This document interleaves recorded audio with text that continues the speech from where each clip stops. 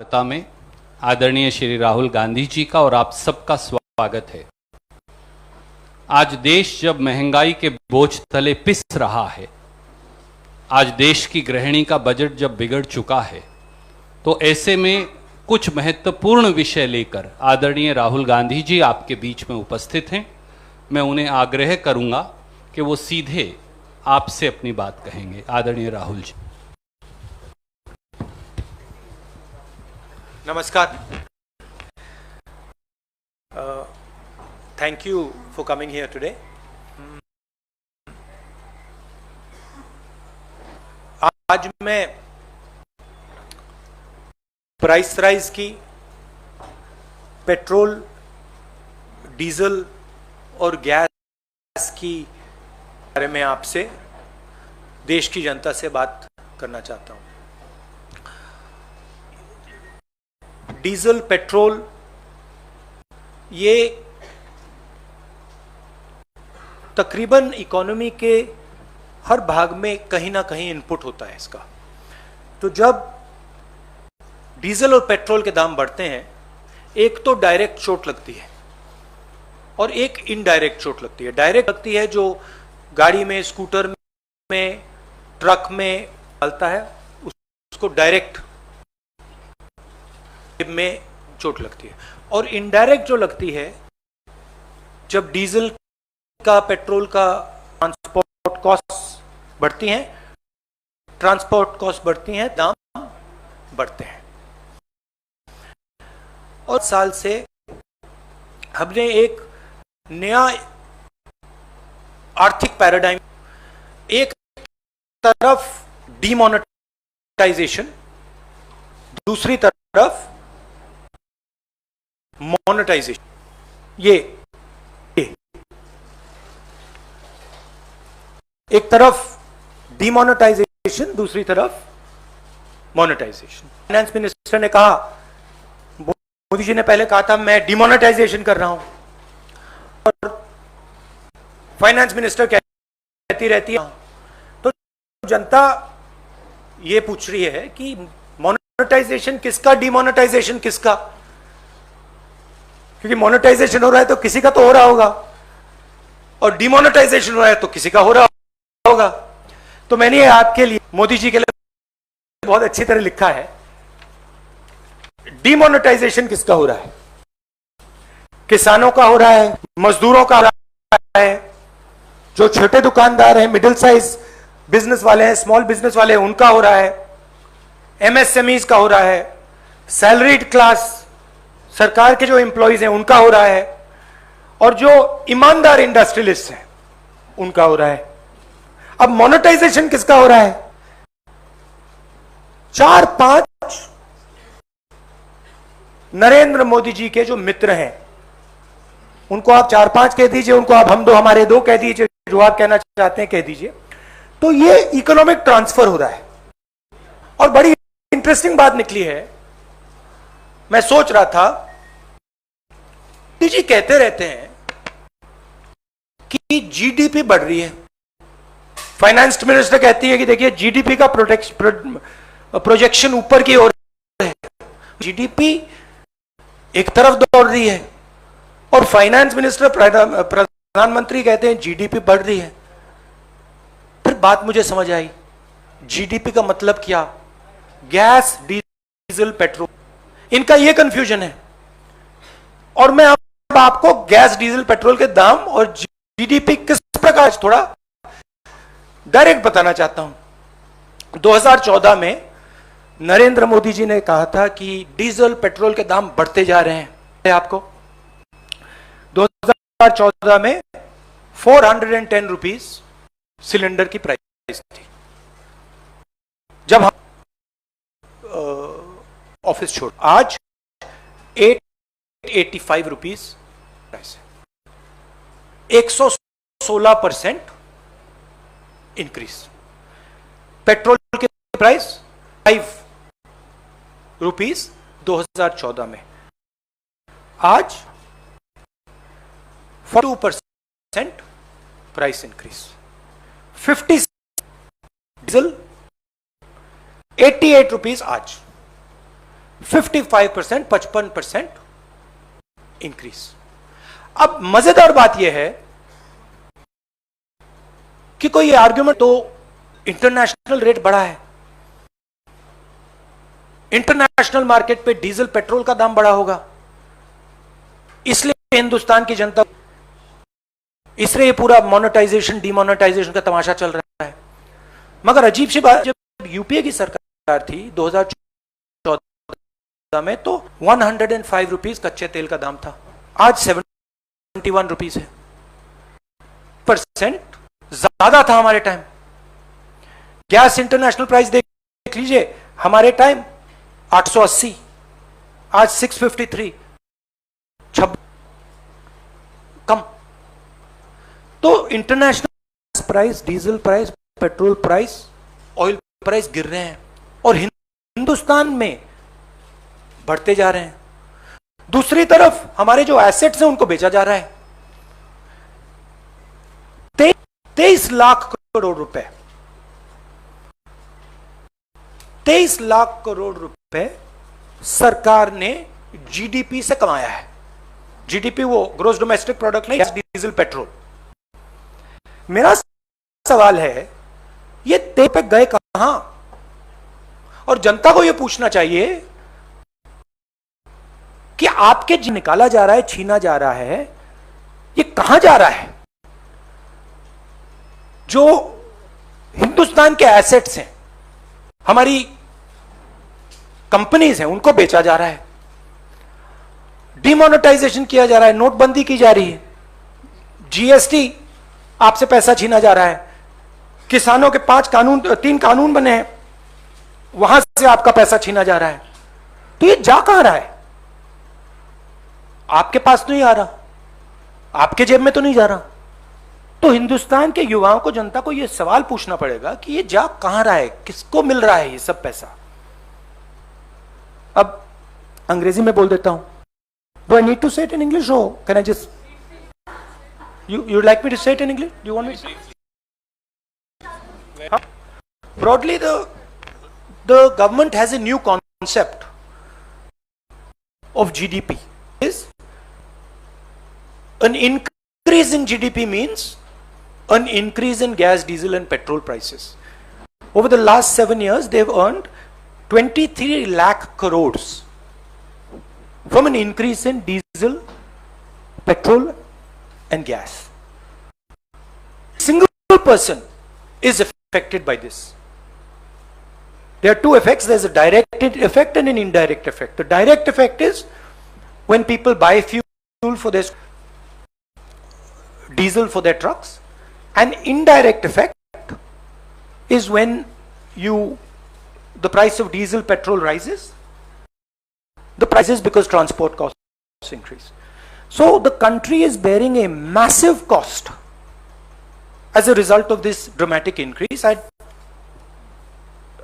just go into the details. In 2004, when we left office, gas price was 410 rupees a cylinder. Today it is 2014. The gas price was 410 rupees a cylinder. Today it is 885 rupees. 116% increase. Petrol was 71. It's now 101. 42% increase. Diesel was, now it is 88. A 55% increase. And the interesting thing is, people could argue that prices are rising, diesel, petrol prices are rising because international prices are rising. But that's not the case. Crude oil prices were $105 when we were in power, and today they're $70. That's a decrease percent. Gas prices $80 per metric ton. Today they're 653. That's a 26% drop. So the interesting thing is, taking place where the farmers, laborers, small traders, MSMEs, contract workers, salaried class, honest industrialists are being hit. And on the other side, there is realization taking place where 3-5 big industrialist friends of the Prime Minister are being benefited. There is a transfer of wealth taking place from the poor, from the weak, to the Prime Minister's friends. This is what's going on. I wanted to raise today, and I wanted the young people of this country to think about this. This is about your future. You have to ask who this money is going to. 23 lakh crores have been taken out of your pockets, out of the pockets of farmers, laborers, poor people.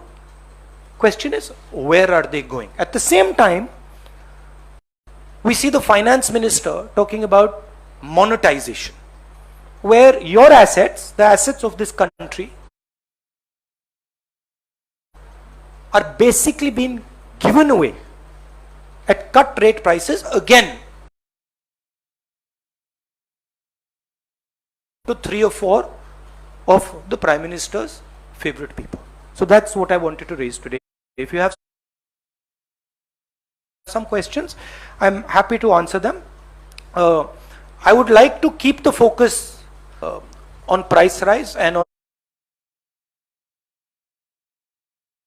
on diesel petrol prices.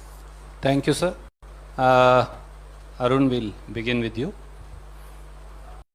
एक छोटा सा सवाल ये है कि आप parliament में भी ये मुद्दा उठाते हैं, मार्च करते हैं या वहाँ प्रेस कॉन्फ्रेंस यहाँ भी कर रहे हैं, आपकी पार्टी जनता के बीच में सड़कों पर भी जा रही है। आपको लगता है कि पब्लिक जो अफेक्टेड है वो आपके साथ या आपके मुद्दे के साथ भी वो भी सड़क पर आ रही, वो भी खड़ी करता ही धरना प्रदर्शन कर रहे हैं, विपक्षी कर नहीं आ रही, तो क्यों? नहीं, देखिए, गुस्सा डेवलप हो रहा है वो मगर दूसरी तरफ जो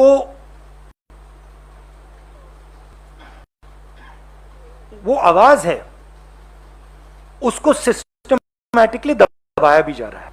कोरोना का समय है तो हम भी नहीं चाहते कि लाखों लोग सड़क पे निकले, क्योंकि हम जानते हैं कि उसके दूसरे नतीजे हो सकते हैं। तो हम भी थोड़ा रिस्ट्रेंट शो कर रहे हैं। तो हमें जबरदस्त गुस्सा है। आप जानते हो मीडिया पे किस प्रकार से आक्रमण हो रहा है। जो आप लोग ना चाहते हो आपको वो करने नहीं देते हैं। इंस्टीट्यूशंस पर दबाव है। पार्लियामेंट में हमें बात करने नहीं देते हैं। तो माहौल ऐसा है, मगर ये गुस्सा बढ़ता जाएगा और फिर रिएक्शन जबरदस्त आएगा। Thank you, sir. May I go to Vijay Lakshmi? Rahul ji, जिस तरह से आपने कहा कि पेट्रोल, डीजल और गैस प्राइसेस बढ़ रहे हैं, तो जो कांग्रेस शासित या विपक्ष के कुछ दलों शासित द्वारा जो राज्य है वहां पर वैट कम करके प्राइसेस में जनता को राहत दी जा सकती है। जैसे 35% का वैट पंजाब में है, महाराष्ट्र में 8% का है। we can do this on the margins. हम margins में ये कर सकते, but the main thrust of it, right, is the 3 lakh crores. See, if the question was that international prices are going up, no problem. But that's not the question. International prices are not going up. 23 lakh crores are being taken by the government of India. Chhattisgarh government going to do, Punjab government going to do. The question is, what is happening to this 23 lakh crores? Why are the people being made to pay for this? ये जो 23 लाख करोड़ रुपया है ये जनता के जेब से निकाल कर ट्रांसफर किया जा रहा है ना। सवाल तो वो है। आप कह रहे हो कि हाँ ठीक, छत्तीसगढ़ गवर्नमेंट क्या करेगी, पंजाब गवर्नमेंट, तो वो नहीं है सवाल। छत्तीसगढ़ गवर्नमेंट 23 लाख करोड़ नहीं ले रही है, Punjab government 23 lakh crore, central government 23 lakh crore रुपए ले रही है। Thank you, sir. Uma Shankar ji from NDTV.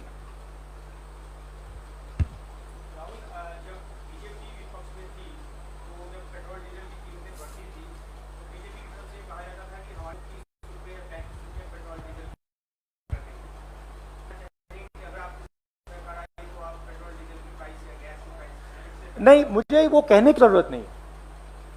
देखिए, हमारे टाइम क्रूड ऑयल की प्राइस $105 थी, हमारी प्राइस पेट्रोल की 71 थी। मुझे कहने की कोई जरूरत नहीं है। यहां आपके सामने प्रूफ है, देख लीजिए।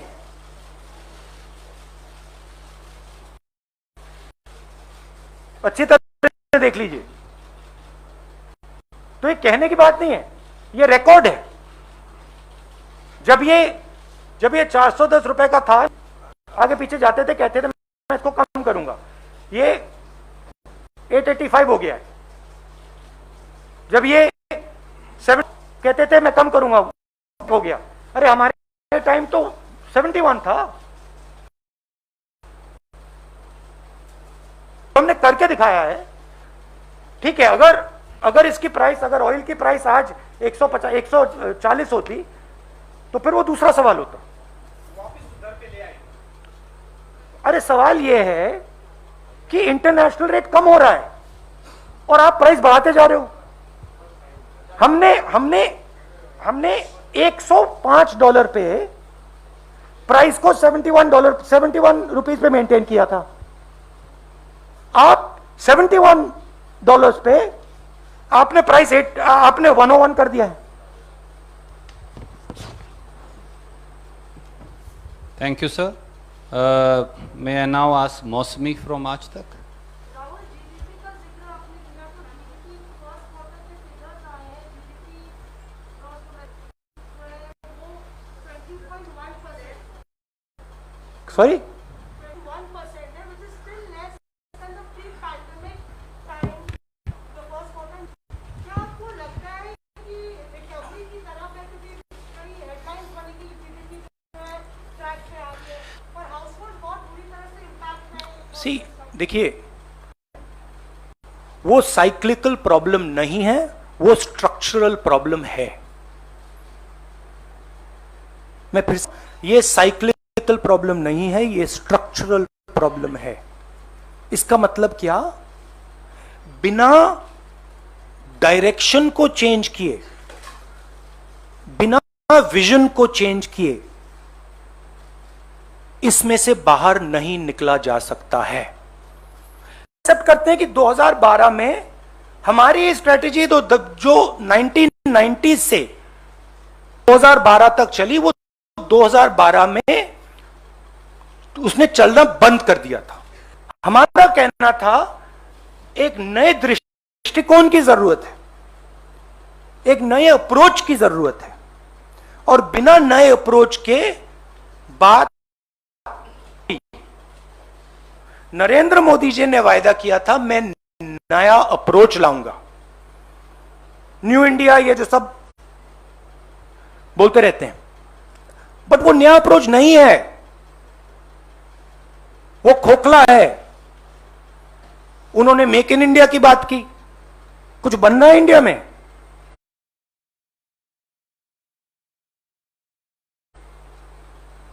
उन्होंने डीमोनेटाइजेशन की बात की, कोई फायदा हुआ? अब मोनेटाइजेशन की बात करने हैं। लोगों को यह समझना होगा कि विजन की जरूरत है, उसके बिना काम नहीं चलेगा। जितना भी आप बोलना चाहे, जितने भाषण देने चाहे आप, नहीं चल। 1990s में 1990s में कैटास्ट्रोफिक फेलियर हुआ था, और उसके बाद देश को एक नया विजन दिया था। कहा था देखिए ये कैटास्ट्रोफिक फेलियर हो रहा है, अब एक नए दृष्टिकोण की जरूरत है। प्रधानमंत्री को इस दृष्टिकोण की बात करनी चाहिए, वो नहीं कर रहे हैं। हम जानते हैं क्या करना है, हमारे माइंड में बिल्कुल क्लियर है, कांग्रेस पार्टी के माइंड में, हमारे माइंड में बिल्कुल क्लियर है क्या करना है। नया दृष्टिकोण क्या है, किस प्रकार से आगे बढ़ना है, हमें मालूम है। तो ये इस बात को फाइनल समझ ही नहीं आ रही है, उसको, उनको तो छोड़ दो। बट ये जो इनके थिंक टैंक्स हैं, नीति आयोग है, प्राइम मिनिस्टर को भी बात नहीं समझ आएगी, बट एक्सपर्ट्स हैं, उनको समझ आएगी। और फाइनेंस मिनिस्टर को, प्राइम मिनिस्टर को उन एक्सपर्ट से बात करनी चाहिए। अगर नहीं करना चाहते तो कांग्रेस पार्टी के हम समझा देंगे, हमारे पास एक्सपीरियंस है, हम समझते हैं कैसे करना है, क्या करना है। तो मेरा कहना है कैटास्ट्रोफिक फेलियर है ये, और इसका सिम्टम जीडीपी का कोलैप्स है। देखिए थोड़े डिटेल में जाता हूं। स्टॉक मार्केट तेजी से आगे सब लोग देख रहे हैं, मिडिल क्लास के पैसे बन रहे हैं। आप देखिए कितनी कंपनीज ग्रो कर रही हैं। ये जो पूरा का पूरा तमाशा है, ये 50 जो बाकी 300, 400, 500 कंपनीज हैं स्टॉक मार्केट में, उनको देखिए उनका क्या हो रहा है। वो खत्म हो रही हैं, एक के बाद एक के बाद एक खत्म हो रही हैं, मगर फ्यूचर वो है। आपको हिंदुस्तान की इकोनॉमिक बेस बढ़ानी है तो फ्यूचर वो है जो second line, third line, fourth line में है, वो सब खत्म हो रही है। और ये जो काम हो रहा है, ये मेन 5, 6, 7 लोगों को स्ट्रेंथन करने का काम हो रहा है। ये जो लोग हैं इनकी जगह है, बट ये हिंदुस्तान को रोजगार नहीं दे सकते। रोजगार कौन देता है? स्मॉल मीडियम बिजनेस वाले देते हैं, सेकंड लाइन वाले लोग देते हैं, थर्ड लाइन वाले लोग देते हैं, फोर्थ लाइन वाले लोग देते हैं। मोदी जी के माइंड में उनकी जगह ही नहीं है। तो मेरा कहना है कि जो आपको दिख रहा है, ये स्ट्रक्चरल फेलियर का सिम्टम है। ये स्ट्रक्चरल फेलियर के कारण ये चीजें हो रही हैं। और नरेंद्र मोदी जी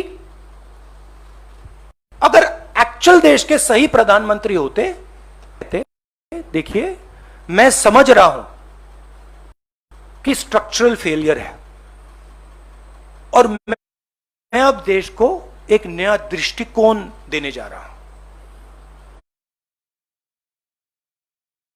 और वो दृष्टिकोण बातचीत, वो रेसकोर्स रोड में बैठने से नहीं निकलेगा।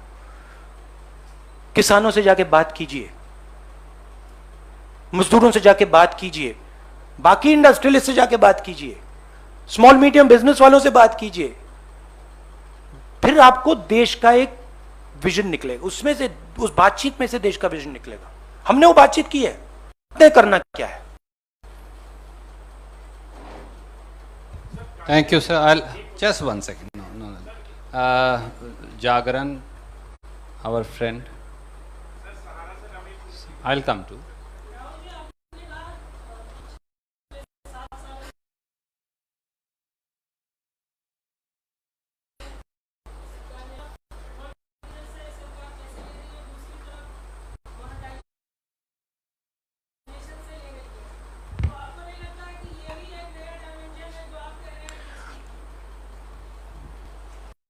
देखिए,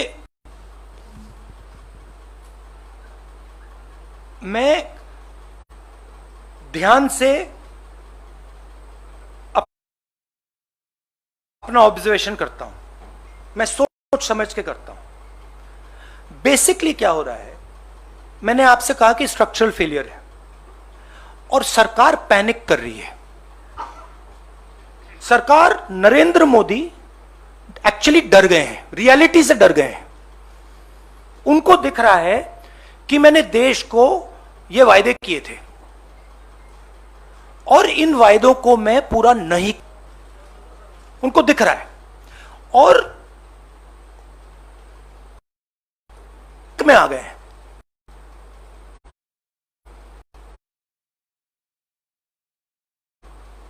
अंदर डर पैदा हो गया है, और जब व्यक्ति में डर पैदा हो जाता है तो वो रिस्पॉन्ड नहीं कर सकता है। वो रियलिटी है। प्राइम मिनिस्टर, फाइनेंस मिनिस्टर, जो इनके बेसिकली जो कोर मिनिस्टर्स हैं, ये पैनिक में है। इनको ये नहीं समझ आ रहा कि करना क्या है। तो कभी कोई कहता है भैया देखो मोनेटाइजेशन करो, वो उठा के बेच देते हैं। कभी कोई कुछ और कहता है तो ये, बट ये जो फ्यूल प्राइस पे जी रहे हैं, ये इंटरनेशनल प्राइस ने इनको बचा रखा है। जिस दिन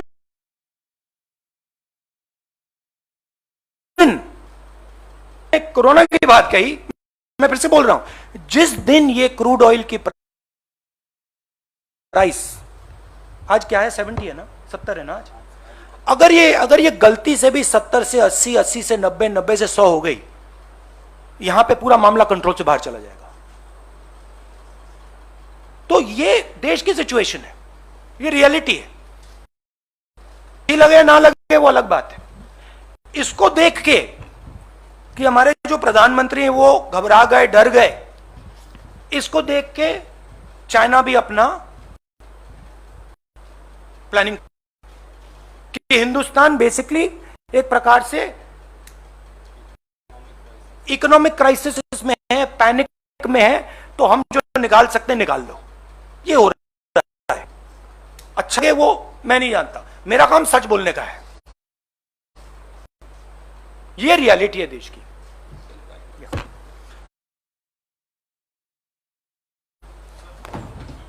लास्ट क्वेश्चन।